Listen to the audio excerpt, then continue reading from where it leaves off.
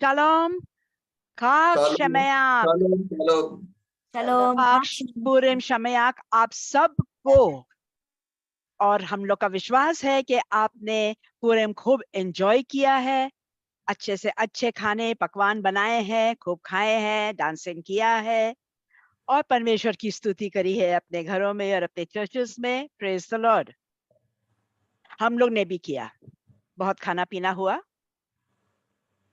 अब यरूशलेम जो कि जॉर्डन के ताबे में था बहुत समय तक, 6 दिन की जो युद्ध हुई थी 1967 में, इजराइल को यरूशलेम का ताबा फिर से वापस मिल गया अपने पास।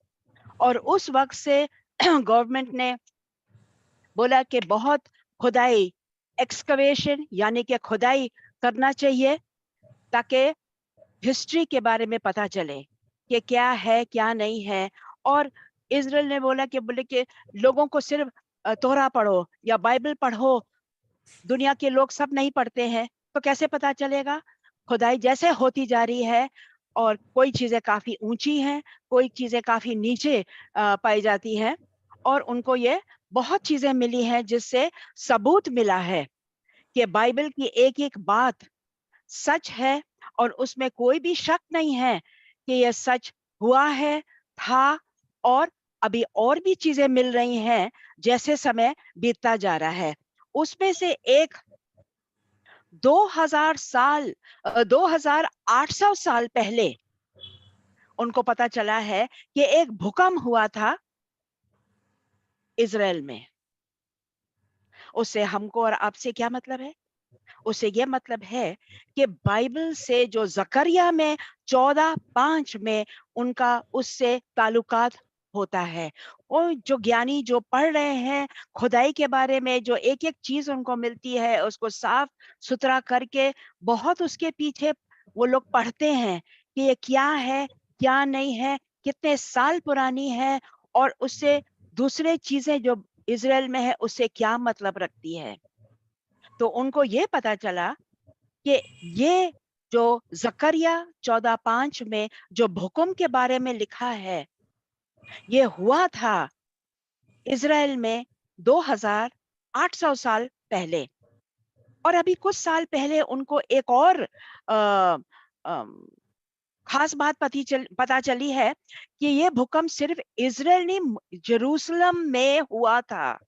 So Jerusalem is also added into the whole of Israel कि ये वाकई में भूकंप हुआ था। So this is very necessary for us to know कि हम लोग को पता चले कि ये सच में हुआ था।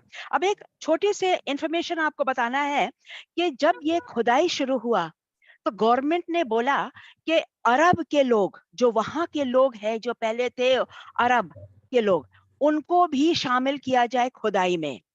अब हम लोग बोलेंगे कि क्यों उन लोग को क्यों किया जाए, इजराइल वालों को सिर्फ क्यों नहीं एम्प्लॉयमेंट मिले, उनको पैसा मिलेगा। गवर्नमेंट इजराइल का दिमाग आप देखिए ये कैसा है।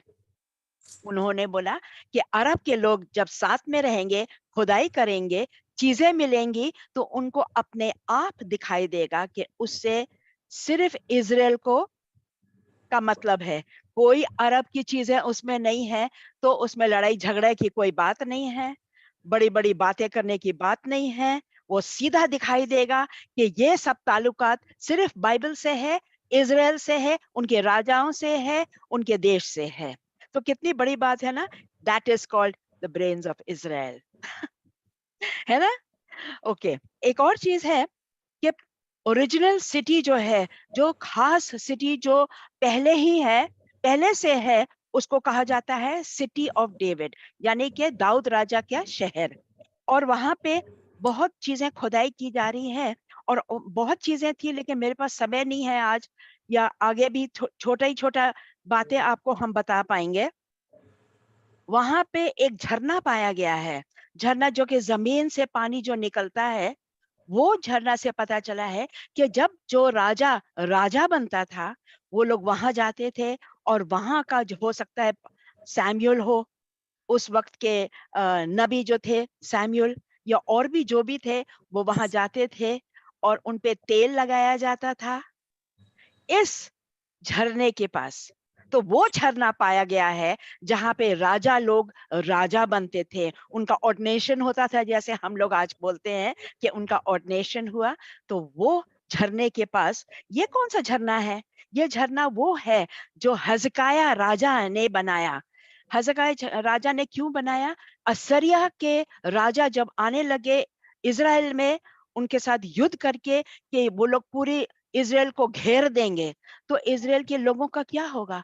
लेकिन हिजकिय्याह को परमेश्वर ने ऐसा ज्ञान दिया कि उसने नालियां बनाए, बड़ी बड़ी स्टॉर्म ड्रेन्स बड़े बड़े बनाए, कि जो पानी वहां पे आ सके और इजराइल के लोगों को पानी की कभी कमी ना हो, तो प्यासे वो कभी मरेंगे नहीं। क्यों? क्योंकि यीशु आने वाले थे ना। He is the giver of life, he is the giver, he is the living waters. तो वो पहले ही से पानी और इजराइल का बहुत ताल्लुकात है। So that's for today. अगली बार तक शालोम।